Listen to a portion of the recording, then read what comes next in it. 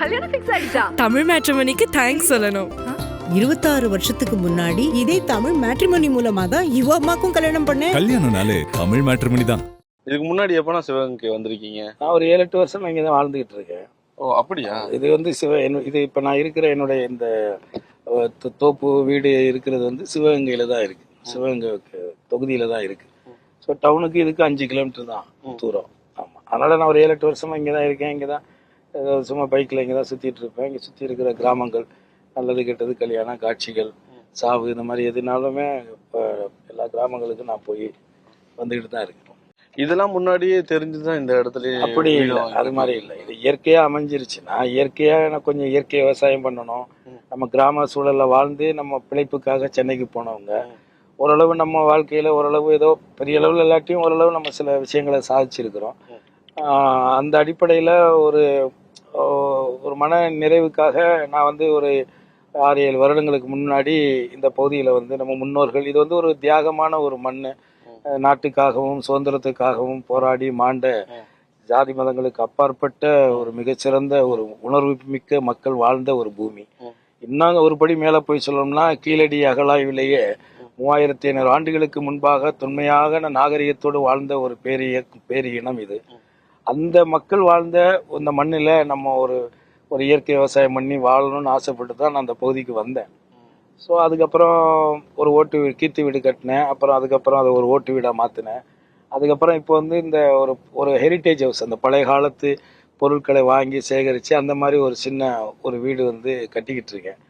இப்போது திடீர்னு வந்து மாண்புமிகு தமிழக முதல்வர் வந்து எனக்கான இந்த வாய்ப்பை வந்து புலிப்படை சார்பாக எனக்கு வந்து உதயசூரியன் சின்னத்தில் போட்டியிடக்கூடிய ஒரு வாய்ப்பை எனக்கு கொடுத்துருக்காரு.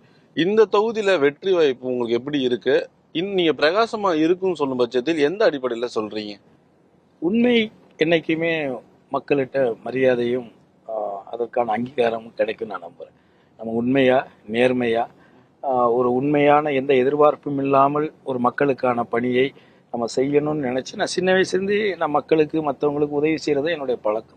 மற்றவங்களுடைய என்னுடைய வேலையை எடுத்து செய்கிறது என்னுடைய இயல்பு.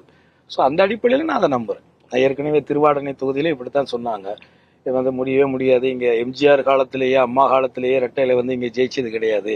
ஒரே ஒரு முறை 1980 தான் பை எலெக்ஷனில் எம்ஜிஆருடைய ஆட்சி கலைச்சதுக்கு பிறகு நடந்த தேர்தலில் தான் ரெட்டையில ஜெயிச்சிருக்கு. நேரடியாக அது வரைக்கும் ஜெயிச்சு இப்படி பல யூகங்கள் பல விஷயங்கள்லாம் சொன்னாங்க.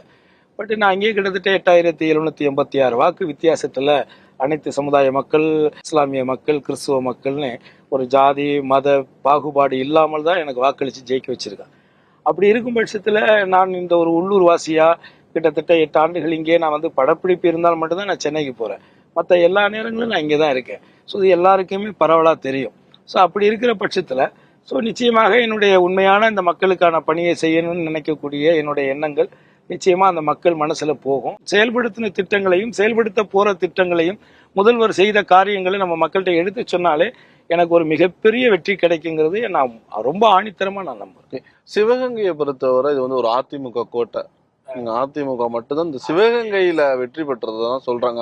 இந்த பேரை எப்படி மாத்த போறீங்க? அதிமுக கோட்டையெல்லாம் கிடையாது, அது ஓட்டை ஆயிடுச்சு. அதிமுக கோட்டைங்கிறது எம்ஜிஆர் இருக்கும்போது இருந்திருக்கலாம், அம்மா புரட்சித்திலே அம்மா இருக்கும்போது கூட இது இருந்திருக்கலாம், அதை சொல்லலாம், அதுக்கு அது தகுதி இருக்கு. பட் இது வந்து இப்போ ஓட்டை ரெட்டையிலேயே ஒத்த இலையா ஆனதுக்கு பிறகு ஒட்டுமொத்த ஏடிஎம்கே ஆஃபீஸே டெல்லிக்கு ஷிஃப்ட் ஆகி போனதுக்கு பிறகு ரெட்டையிலையை கொண்டு போயிட்டு ஏடிஎம்கே கட்சியை அந்த தொண்டர்களையும் கொண்டு சேட்டுக்கடை, அமித்ஷா சேட்டுக்கடையில் கொண்டு அடமானம் வச்சதுக்கு பிறகு இது வந்து ஓட்டை. அதில் நான் போட்டிடுறேன். நான் ஒரு ஸ்டார் வேட்பாளராக இன்னைக்கு தளபதி வந்து என்னை இங்கே களை இறக்கியிருக்காங்க.